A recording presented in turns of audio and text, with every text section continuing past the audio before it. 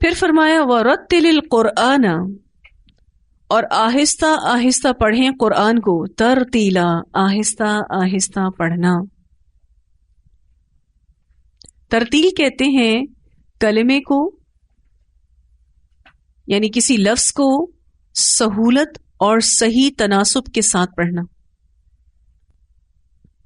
خوبی کو کہتے ہیں، آرائش اور بھلائی کے معنی بھی اس میں آتے ہیں،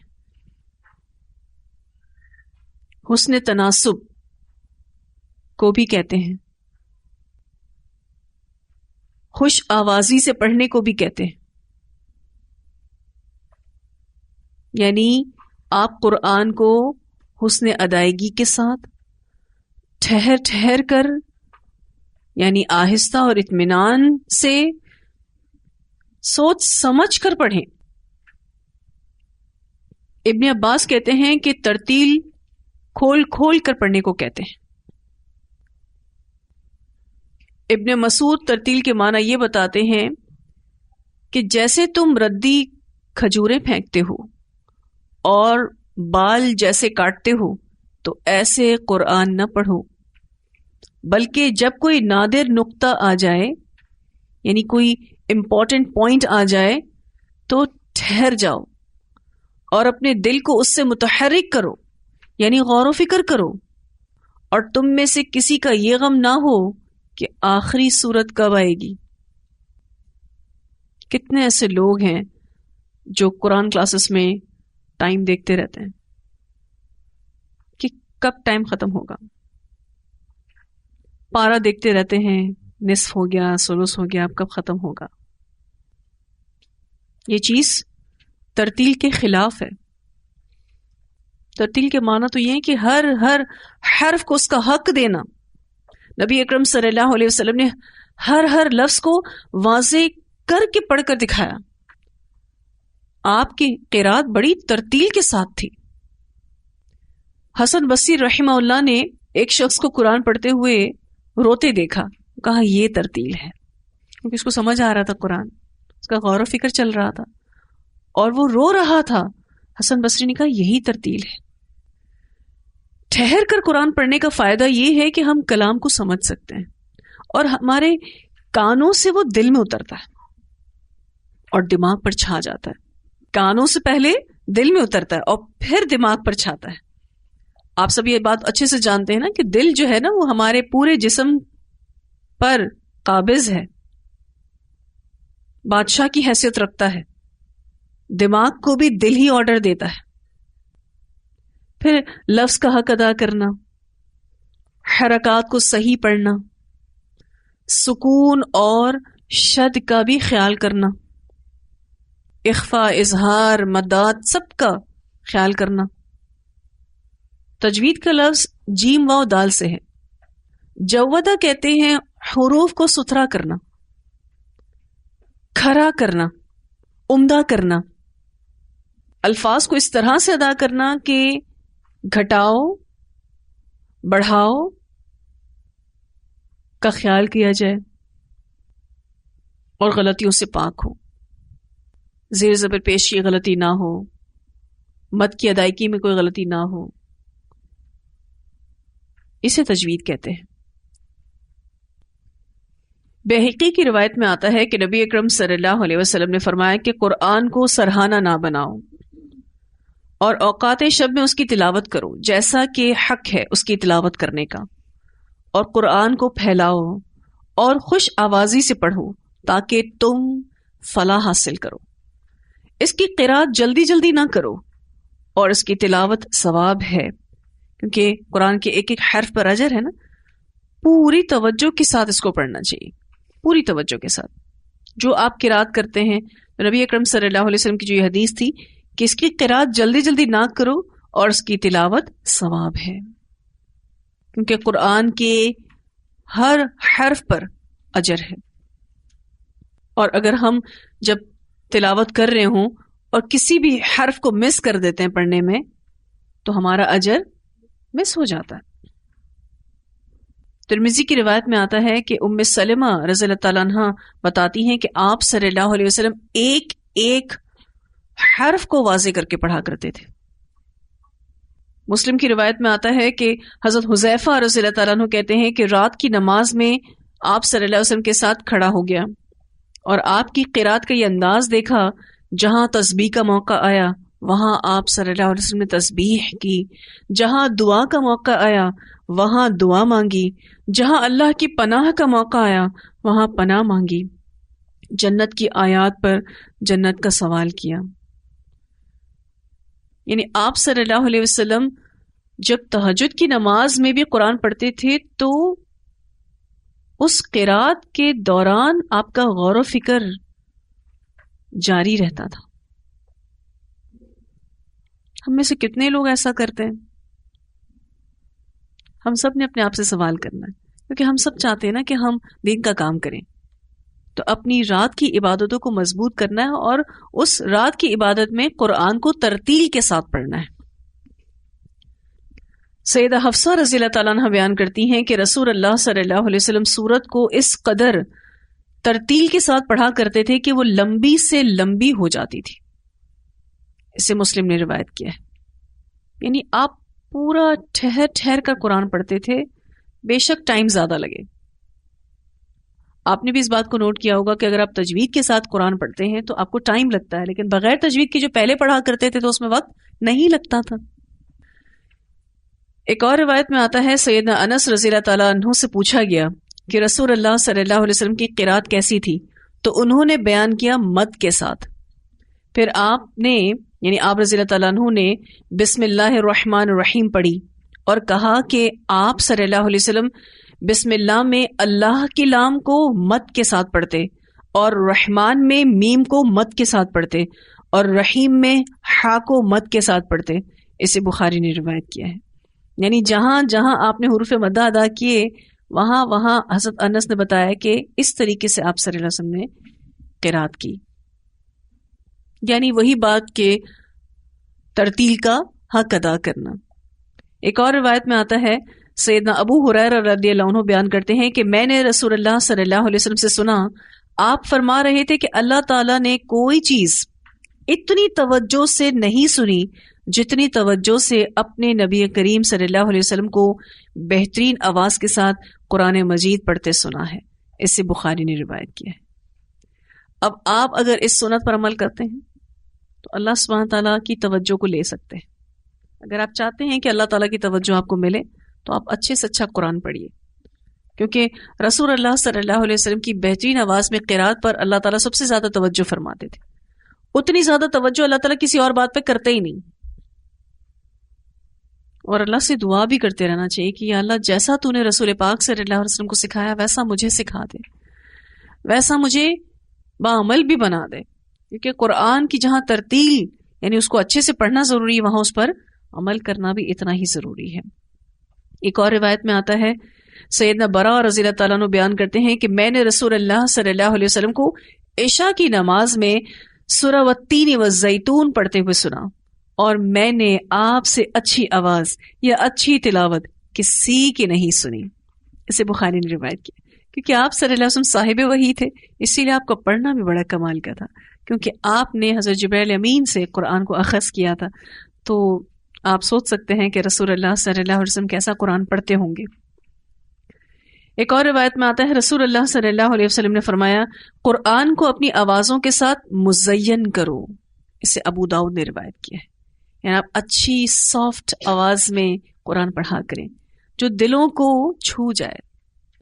قرآن کو اپنی آوازوں کے ساتھ مزین کرو. قرآن ویسے ہی بڑا خوبصورت ہے، اگر اس کے ساتھ اچھی آواز بھی ہو تو کیا ہی بات ہے.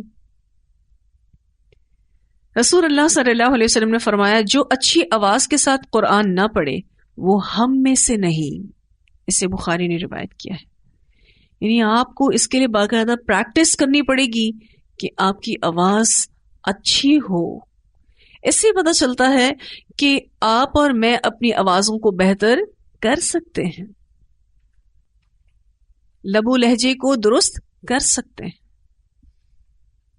کیونکہ بہت سارے لوگ منہ بنا کے چیخ چلا کے قرآن پڑھتے ہیں، تو وہ قرآن پڑھنے کا طریقہ نہیں ہے. اس سے قرآن لوگوں کے کانوں پر، اچھا ایون اپنے کانوں پر بھی بھاری ہو جاتا ہے، حالانکہ قرآن میں بڑی تاثیر ہے. اسی لیے رسول اللہ صلی اللہ علیہ وسلم نے اتنی اسٹرکٹ بات کی ہے کہ جو اچھی آواز کے ساتھ قرآن نہ پڑھے وہ ہم میں سے نہیں ہے. فلیس منی کے الفاظ استعمال کیے ہیں آپ صلی اللہ علیہ وسلم، اور یہ روایت بخاری میں آتی ہے. تو قرآن کو ترتیل کے ساتھ پڑھنا ہے، خوبصورتی کے ساتھ پڑھنا ہے، اور اس کے لیے آپ کو کوشش کرنی پڑے گی کہ ٹھہر ٹھہر کے قرآن پڑھیں. جو لفظ آپ کو مشکل لگتا ہے اس کے لیے بہترین اسٹریٹجی یہی ہے، طریقہ کار یہی ہے کہ آپ وہاں پر تھوڑا سلو ڈاؤن ہو جائیں تاکہ آپ ایک ایک حرف کو اچھے سے ادا کر سکیں. دیکھیں ہماری زبانوں پر اردو زبان بیٹھی ہوئی ہے، ہم عربس تو ہیں نہیں. ہمارے لیے عربی لب و لہجہ لانا ایک مشکل ہدف ہے، لیکن لانا تو ہے کیونکہ قرآن اترا کس میں ہے؟ عربی میں اترا ہے. لوگ اس بات کو بڑا برا مناتے ہیں کہ جب یہ بات کہی جائے کہ جی قرآن کو آپ عربی لب و لہجے میں پڑھیں، تو کہتے ہیں قرآن تو قرآن ہے، ہم جیسے بھی پڑھیں اللہ تعالیٰ اس کو قبول کرنے والا ہے. اگر ایسی ہی بات ہوتی تو اللہ سبحانہ تعالیٰ اس بارے میں بھی ہماری رہنمائی کرتے تھے کہ جس کو جس طرز پہ اور جس طرح سے قرآن پڑھنا ہے پڑھ لے. اس کی تجوید پر اتنا فوکس کرنے کا کیوں کہا گیا؟ ایون آپ دیکھیں سورۃ الفرقان میں اس ترتیل کی نسبت اللہ تعالیٰ اپنی طرف کرتے ہیں. اللہ تعالیٰ فرماتے ہیں وَرَتَّلْنَاهُ تَرْتِيلًا، اور ہم نے اس کو ترتیل کے ساتھ اتارا ہے. ترتیل کے ساتھ اتارنا یعنی اللہ تعالیٰ نے خود اس کو آہستہ آہستہ اتارا ہے. تو اس ترتیل کی نسبت سورۃ الفرقان کی اس آیت میں اللہ تعالیٰ نے اپنے اوپر کی ہے. یعنی کتنا امپورٹنٹ ہوگا قرآن کو ترتیل کے ساتھ پڑھنا. اور دیکھیں جب ہم ٹھہر ٹھہر کر قرآن پڑھتے ہیں، سوچ سمجھ کر قرآن پڑھتے ہیں، تو ہمارا اللہ سے کمیونیکیشن قائم ہوتا ہے اور دین کے کام میں استقامت حاصل ہوتی ہے. ایون آپ دیکھیں بار بار ایک ہی آیت کو پڑھنا بھی دلوں کو متاثر کرتا ہے. ایک ہی آیت کو آپ بار بار پڑھتے رہیں تو بھی آپ کا دل بدل جائے گا، اتنی تاثیر ہے اس میں. پھر ترتیل کے آفٹر ایفیکٹس بھی ہیں کہ آنکھوں سے آنسو نکل جائیں. قرآن جو ہے وہ قیامت تک کے لیے معجزہ اللہ تعالیٰ نے ہمیں دے دیا ہے. ہر روز کے مسائل کا جواب اس قرآن سے جب ہمیں ملتا ہے تو ہم حیرت میں پڑ جاتے ہیں. جو ہم ٹھہر ٹھہر کے قرآن پڑھتے ہیں، ایک ایک آیت پر غور کرتے ہیں، کتنی چیزیں ایسی ہوتی ہوں گی کہ جس میں آپ کو یہ لگتا ہوگا کہ آج میرے رب نے مجھے میرے اس مسئلے کا جواب دیا ہے. جیسے حالات ہوتے ہیں ویسے قرآن کی آیت سمجھ میں آنے لگتی ہے اور اس سے ہم لیسن نکالتے ہیں. یہ قرآن معجزہ ہے، قیامت تک کے لیے معجزہ ہے. پھر جو معلم ہوتے ہیں، جو قرآن سکھاتے ہیں، وہ بھی تفسیر کرواتے وقت ایسی رفتار کو ملوز خاطر رکھیں کہ دوسرے کو بات سمجھ آ جائے. تو جہاں ترتیل تلاوت پہ ہونا ضروری ہے، وہاں ترتیل تفسیر کرواتے وقت بھی ہونی چاہیے تاکہ لوگ اس بات کو سمجھ سکیں، اخذ کر سکیں. تو مسلمانوں پر جس طرح سے قرآن کے الفاظ کے معنی اور مفہوم کو سمجھنا فرض کیا گیا ہے، وہاں ترتیل کے ساتھ، تجوید کے ساتھ قرآن پڑھنا بھی فرض کیا گیا ہے. ایک ایک حرف کا حق ادا کرنا ضروری ہے، کمپلسری ہے. حضرت علی رضی اللہ تعالیٰ عنہ نے ترتیل کی تعریف یہ بتائی ہے، الترتیل هو تجوید الحروف ومعرفت الوقوف، کہ ترتیل یہ ہے کہ آپ تجوید کے ساتھ یعنی ستھرا کر کے، عمدہ کر کے، کھرا کر کے حروف ادا کریں اور وقوف کی معرفت حاصل کریں. یعنی قرآن میں وقوف کا سیکھنا بھی ایک مہارت ہے، اسکل ہے. اس کے لیے محنت کرنی پڑتی ہے اور یہ آپ کے لیے زیادہ آسان تب ہو جاتا ہے جب آپ کو ترجمہ آتا ہے. آسان ہو جاتا ہے پازز مینٹین کرنا.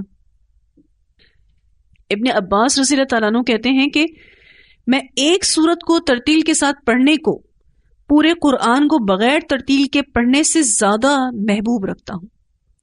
آپ نے ایک سورت پڑھی ہے لیکن پوری ترتیل کے ساتھ پڑھی, آپ پورا قرآن نہیں پڑھ سکے. ابن عباس کہتے ہیں وہ ایک سورت ترتیل کے ساتھ پڑھنا زیادہ بہتر ہے کہ آپ پورا قرآن پڑھو لیکن بغیر ترتیل کے پڑھو.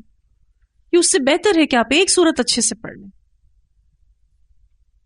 ابو داؤد اور ترمذی کی روایت میں آتا ہے کہ کل قاری سے کہا جائے گا کہ قرآن مجید پڑھتا جا اور جنت کی سیڑھیاں چڑھتا جا, اور جس طرح تو دنیا میں ترتیل کے ساتھ پڑھتا تھا آج بھی اسی طرح سے پڑھ.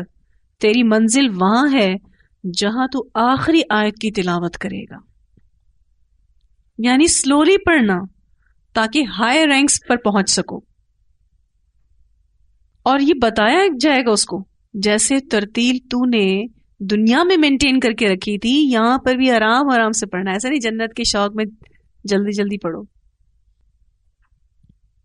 اور اس حدیث میں قاری سے کہا جائے گا, ماہر القرآن سے کہا جائے گا.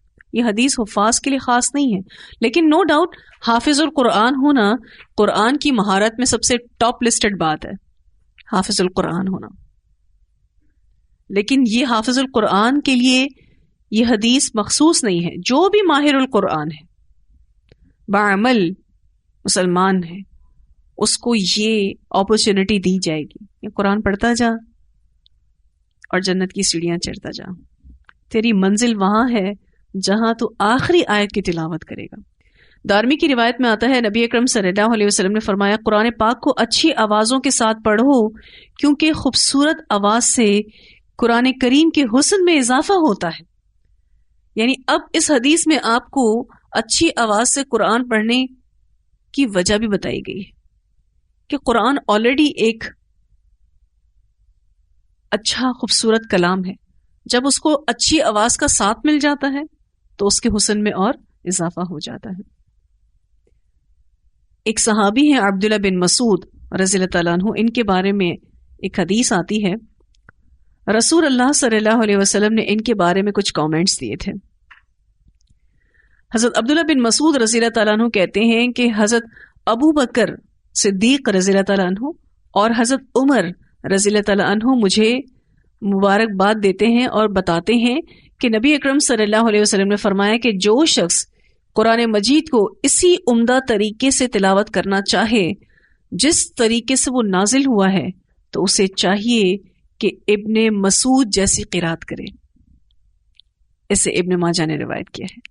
اس سے آپ کو پتہ چلتا ہے کہ ابن مسعود رضی اللہ تعالیٰ عنہ کی تلاوت جبرائیل امین جیسی تھی. جیسا جبرائیل امین پڑھتے تھے ویسے حضرت عبداللہ بن مسعود رضی اللہ تعالیٰ عنہ پڑھا کرتے تھے. ایک اور روایت میں آتا ہے کہ رسول اللہ صلی اللہ علیہ وسلم نے فرمایا کہ 4 ایسے لوگ ہیں جن سے قرآن سیکھو. 4 نام دیے آپ صلی اللہ علیہ وسلم نے قرآن ٹیچرز کے. ایک عبداللہ بن مسعود رضی اللہ تعالیٰ عنہ, دوسرے حضرت سالم رضی اللہ تعالیٰ عنہ, یہ حضرت حذیفہ رضی اللہ تعالیٰ عنہ کے آزاد کردہ غلام تھے لیکن غلامی سے آزادی پا کے قرآن ٹیچر بن گئے اور آپ صلی اللہ علیہ وسلم ریکمینڈ کر رہے ہیں کہ جا کے اس سے سیکھو قرآن. تیسرے حضرت معاذ بن جبل رضی اللہ تعالیٰ عنہ, اور چوتھے حضرت ابی بن کعب رضی اللہ تعالیٰ عنہ. اسے بخاری نے روایت کیا ہے. خود رسول اللہ صلی اللہ علیہ وسلم نے ان 4 ٹیچرز کو ریکمینڈ کیا کہ ان سے قرآن سیکھو. اس کے پیچھے وجہ پتہ ہے کیا ہے؟ ان 4 لوگوں نے اپنی زندگیاں قرآن پڑھنے اور پڑھانے, سیکھنے اور سکھانے کے لیے وقف کر رکھی تھی. ہر کوئی نہیں کرتا وقف, ہر اچھا پڑھنے والا وقف نہیں کرتا. یہ اچھا پڑھنے والے وہ تھے جنہوں نے اپنی زندگیاں قرآن کے لیے وقف کر رکھی تھی, یعنی وہ ٹائم دیتے تھے سکھانے کے لیے. تو قرآن کو پڑھنے میں محنت کرنی ہے, اور جو بھی قرآن کی تجوید آپ سیکھتے ہیں تہجد میں بے شک قرآن کھول کر اس کو پڑھیں, بے شک تھوڑا تھوڑا پڑھیں لیکن ٹھہر ٹھہر کر پڑھیں, سمجھ کر پڑھیں, ترجمہ تفسیر سمجھ آنی چاہیے. بے شک 4-5 آیتیں پڑھیں, گو کہ ایک روایت میں کچھ آیات کے حساب سے تلاوت کرنے والے کے بارے میں بتایا گیا ہے کہ اگر کوئی شخص تہجد میں 10 آیات تلاوت کرے تو اللہ تعالیٰ اسے غافل نہیں کہتے، اور اگر کوئی 100 آیات کا قیام کرے تو فرما برداروں میں لکھا جاتا ہے، اور اگر جو 1000 آیات کا قیام کرے تو اللہ کی بہت زیادہ عبادت کرنے والوں میں لکھا جاتا ہے۔ یہ حدیث صحیح الجامع کی ہے۔ تو بہت ساری آیتیں پڑھنے کے حوالے سے اس میں بات ہو رہی ہے۔ منیمم کتنی ہے؟ 10 آیتیں، اور میکسیمم 1000 ہے، اور 1000 سے آگے آپ کتنا بھی جا سکتے ہیں۔ تو اگر آپ نے 10 آیات کی تلاوت کر لی تو آپ غافلوں میں شمار نہیں ہوں گے۔ اس کا مطلب یہ ہے کہ آپ ہوش مند لوگوں میں، باشعور لوگوں میں شمار کیے جائیں گے۔ ان 10 آیات پر غور و فکر کر لیں، اور اگر آپ نے 100 آیات کا اہتمام کر لیا تو آپ فرما برداروں میں لکھے جائیں گے، اوبیڈینٹ بندہ۔ اور اگر 1000 آیتوں کی تلاوت کر لی اور اسی طرح سے قرآن کو پڑھا، وَرَتِّلِ الْقُرْآنَ تَرْتِيلًا، اللہ کی بہت زیادہ عبادت کرنے والوں میں لکھے جائیں گے۔ تو جتنی بھی آیتیں آپ پڑھیں اس پر غور و فکر کریں، آپ دیکھیں آپ کو اتنا فائدہ ہوگا۔ اس وقت ایسا لگتا ہے کہ ہم اپنے آپ کو بہت اچھے سے سن رہے ہیں، اتنی یکسوئی ہوتی ہے ماحول میں، اتنی خاموشی ہوتی ہے ماحول میں، آپ جو بھی پڑھتے ہیں وہ سمجھ آتا ہے۔ تو رسول اللہ صلی اللہ علیہ وسلم سے اللہ تعالیٰ فرماتے ہیں وَرَتِّلِ الْقُرْآنَ تَرْتِيلًا،